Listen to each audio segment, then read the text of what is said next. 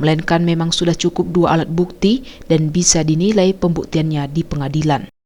Karena sebenarnya ini udah diteliti berulang-ulang, kan sudah agak lama kan isunya, tapi agak terlambat karena ini diteliti berulang-ulang karena ini beririsan dengan politik.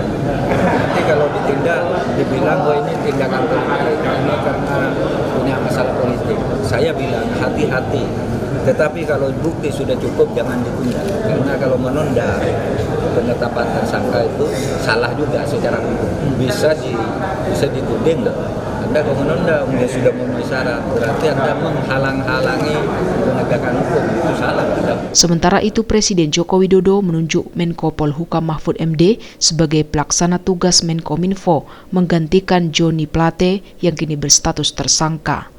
Presiden juga meminta semua pihak menghormati proses hukum yang berjalan di Kejaksaan Agung terkait